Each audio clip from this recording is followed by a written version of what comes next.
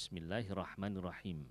An Anas bin Malik radhiyallahu anhu qala an-nabiy sallallahu alaihi wasallam, la yatamannayanna ahadukumul maut min durrin asabahu, fa in kana la budda fa'ilan falyakul Allahumma ahyini ma kanatil hayatu khairan li wa tawaffani idza kanatil wafatu khairan li. Muttafaqun alaih. Dari Anas bin Malik radhiyallahu anhu, Rasulullah sallallahu alaihi wasallam bersabda, janganlah seseorang di antara engkau mengharap-harap tibanya kematian dengan sebab adanya sesuatu bahaya yang mengenainya. Tetapi jikalau ia terpaksa harus berbuat demikian, maka hendaklah ia mengatakan, ya Allah, tetapkanlah aku hidup selama kehidupanku itu masih merupakan kebaikan untukku, dan matikanlah aku apabila kematian itu merupakan kebaikan untukku. Muttafaqun alaih. A'udzubillahiminasyaitonirrajim. Bismillahirrahmanirrahim. Assalamualaikum warahmatullahi wabarakatuh. Bagaimana kabar Anda pemirsa sore kali ini? Semoga masih dalam keadaan sehat walafiat dan terlimpah suatu keberkahan, keberkahan serta keselamatan dan perlindungan dari Allah Subhanahu wa taala. Amin amin ya rabbal alamin. Dan senang rasanya saya Arum Danar Palupi bisa menemani kebersamaan Anda selama 1 jam ke depan dalam acara Ustadz Menjawab. Dan tentunya bagaimana setiap manusia pastinya akan mengalami sebuah kematian. Tetapi bagaimana jika kita sebagai seorang muslim mengharap atau meminta untuk kematian itu datang lebih awal? Itu bagaimana dalam pandangan Islam, tentunya nanti akan kita bahas pada tema kita pada sore kali ini mengenai larangan berharap kematian. Dan bagi Anda yang ingin bergabung, silahkan melalui telepon interaktif di 0351465353. Anda bisa bergabung untuk berkonsultasi ataupun memberikan pertanyaan, baik mengenai tema kita ataupun di luar tema secara langsung dengan narasumber kita pada sore kali ini. Dan Anda juga bisa mengirimkan pertanyaan melalui via Facebook kami di Ustadz Menjawab Sakti Madiun.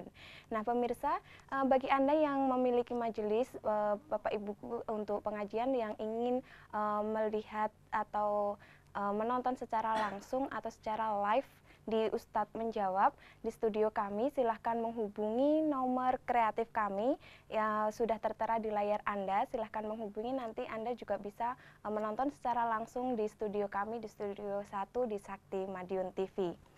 Baiklah pemirsa, tema kita tentang larangan berharap kematian, penjelasannya seperti apa? Kita sapa terlebih dahulu narasumber kita, yaitu Ustadz Haji Agustri Cahyo MA. Assalamualaikum Ustadz. Waalaikumsalam warahmatullahi wabarakatuh. Gimana nih Ustadz kabarnya? Sehat ya Ustadz? Sehat walafiat. Iya, Ustadz, tema kita tentang larangan berharap kematian ya Ustadz. Iya. Mungkin bisa dijelaskan, silakan Ustadz. Baik. Terima kasih Mbak Arum dan para pemirsa yang dirahmati Allah Subhanahu wa taala. Alhamdulillahirabbil alamin, wassalatu wassalamu ala asyrafil anbiya'i wal mursalin wa ala alihi wa ashabi ajma'in wa ba'd. Para pemirsa yang dirahmati Allah Subhanahu wa taala dan Mbak Arum yang berbahagia, hadis tadi sudah menjelaskan kepada kita bahwa kalaupun perlu kita ulangi lagi bahwa Rasulullah menyampaikan sabdanya peringatan kepada kita yang punya masalah, punya problem, punya segudang rasa gundah gulana hingga seolah-olah kita hampir mencapai rasa putus asa.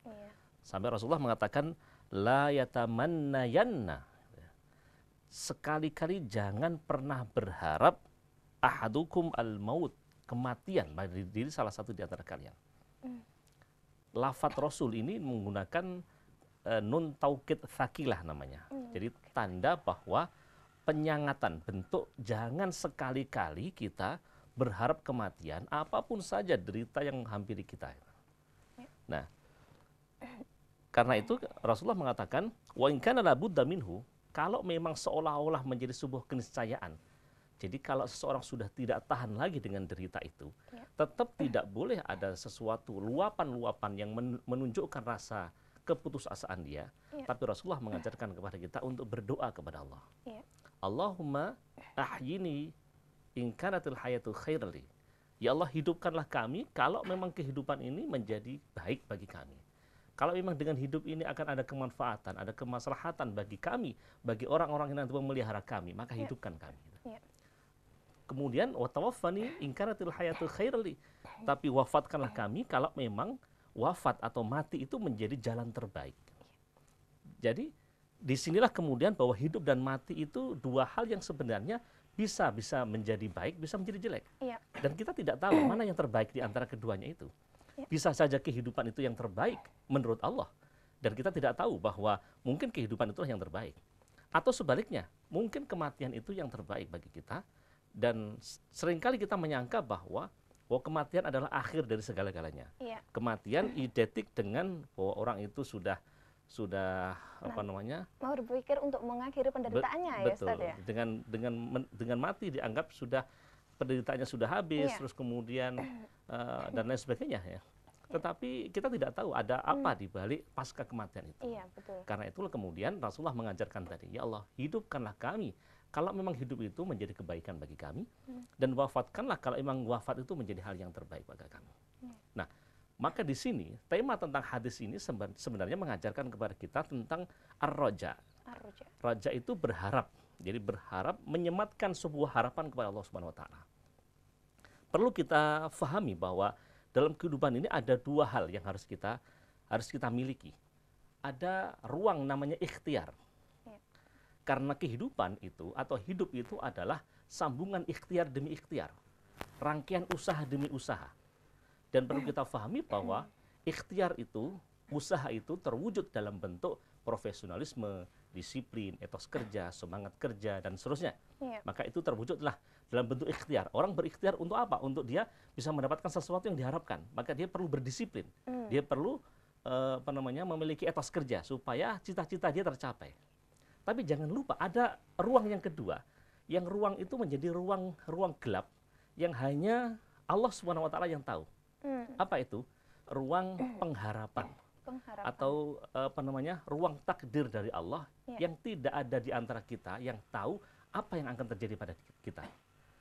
Karena bisa saja ikhtiar kita maksimal, tetapi hasilnya tidak maksimal. Iya, bisa saja kita berupaya ya dengan ikhtiar sambungan usaha demi usaha. Kita sudah makan yang sehat, 4 sehat, 5 sempurna, ya, sudah berolahraga, sudah menjaga dari berbagai macam kolesterol, asam urat kita tinggalkan semua, sesuatu yang bisa menjadikan tubuh kita sakit kita hindari, ya. Kita tidak makan yang instan, kita makan yang sehat. Gitu. Tetapi kalau memang Allah mencabut ajal, ya, dalam keadaan tidur kita bisa saja kemudian mati, menemui ajal kita, walaupun kita sudah mempersiapkan dengan sekalian ikhtiar itu. Karena itu dua hal itu yang harus kita pahami. Ada ruang yang bernamanya ikhtiar, dan disitulah kemudian Allah memberikan keleluasaan manusia untuk berusaha dan berikhtiar, karena hidup itu adalah bagian dari sambungan ikhtiar dan ikhtiar, usaha demi usaha. Tetapi jangan lupa, ada salah satu ruang yang namanya takdir dari Allah, yang disitulah hendaknya kita menyematkan keimanan kita kepada Allah melalui yang kedua ini. Karena itulah tema kita tentang keimanan dulu kita pernah membahas bahwa salah satu bentuk keimanan adalah iman kepada qada dan qadar atau iman kepada takdir dari Allah Subhanahu wa taala. Artinya tidak mungkin seseorang langsung memutuskan bahwa saya memang ditakdir oleh Allah dengan semacam ini gitu. Takdir saya itu telah memang jadi pencuri gitu. Kita tidak tahu karena mungkin saja kita memang tidak berusaha untuk menjadi orang kaya gitu. Kita tidak pernah berusaha untuk jadi orang sukses. Kita tidak pernah berusaha menjadi orang yang berhasil. Tetapi kita langsung mengklaim bahwa saya sudah ditakdirkan oleh Allah untuk menjadi orang miskin, ditakdirkan jadi orang terbelakang, dan seterusnya. Padahal ini masuk kategori ruang kedua, di mana ini di luar wilayah kemampuan manusia untuk mengetahuinya. Manusia hanya berikhtiar, tapi Allah lah nanti akan menentukan hasil dari ikhtiar itu. Iya, betul. Ya. Ada satu kisah yang nantinya akan kita sampaikan, bahwa suatu saat ada seorang sahabat di zaman Nabi yang bernama Urwah bin Zubair. Urwah bin Zubair itu seorang sahabat yang luar biasa. Dia diberikan berbagai macam cobaan demi cobaan. Tetapi cobaan yang dihadapinya tidak mensurutkan dia untuk menjadi orang yang senantiasa berusaha menjadi orang besar.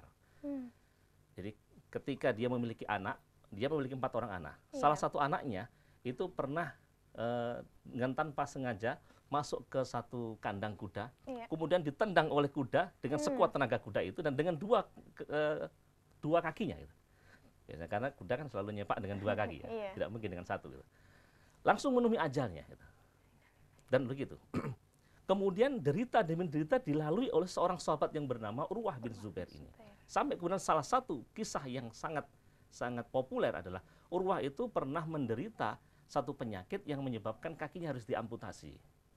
Nah, pada saat itu kan belum ada proses amputasi dengan cara diberikan obat bius dan seterusnya. Semua secara manual. Ada seorang sahabat yang bernama Mas Lamah yang melakukan proses amputasi dengan cara mengambil gergaji, dipanaskan, dan dia memang gergaji dengan tangannya sendiri. Dan tetapi Urwah tetaplah Urwah itu. Dia tetap menjadi seorang sahabat yang luar biasa. Urwah bin Zubair tetap menjadi seorang sahabat yang dalam hidupnya tercatat tidak pernah meninggalkan sholat malam, kecuali pada malam di mana dia terjadi proses amputasi tadi. Ya, di situ artinya bahwa Urwah bin Zubair dengan berbagai macam deraan, berbagai macam ujian, apa yang menerima dia, tidak pernah terlintas di dalam diri dia untuk berputus asa, apalagi sampai menginginkan dirinya untuk mengakhiri hayatnya itu. Karena itulah kenapa Rasulullah mengatakan bahwa siapa yang berputus asa, yang karena berputus asanya itu kemudian dia memotong tali urat nadinya itu, fahuwa fi jahannam, maka dia masuk ke dalam jahannam. Artinya bahwa putus asa menjadi bagian dari sikap orang-orang yang tidak beriman. Dan kita dilarang untuk melakukan hal semacam itu, karena melakukan proses bunuh diri ya, adalah merupakan bagian dari sikap yang menunjukkan dia tidak beriman kepada Allah Subhanahu wa taala. Nah, ini tentunya harusnya difahami oleh kita sekalian, oleh masyarakat, siapapun saja. Karena sekarang kan mulai banyak gara-gara hutang tidak terbayar kemudian gantung diri, makan racun serangga. Oh, ini kan minumannya serangga, kenapa harus minum kan gitu ya? Atau loncat dari gedung sekian puluh meter dan seterusnya. Karena itu kita banyak berharap kepada Allah Subhanahu wa taala. Iya, baik Ustadz, kita terima terlebih dahulu, teleponnya sudah masuk. Halo, Assalamualaikum. Waalaikumsalam. Iya, dari siapa, di mana Bapak? Dari Pak Yono, Madiun. Iya, silakan dengan pertanyaannya Bapak Yono. Iya. Assalamualaikum Ustaz. Waalaikumsalam Pak Yono. Mohon maaf Ustaz, ini di luar tema. Iya. Masalah nyamuk ya, kita digigit nyamuk, tapi kita sudah wudhu. Iya. Kalau kita ceblek, itu bisa memadakan wudhu enggak Ustaz? Iya. Terima kasih atas jawabannya. Assalamualaikum. Waalaikumsalam warahmatullahi wabarakatuh. Waalaikumsalam warahmatullahi wabarakatuh. Ya, terima kasih untuk Bapak Yono yang ada di Madiun, tetapi harap bersabar terlebih dahulu karena Ustadz Agus akan menjawab setelah informasi berikut ini.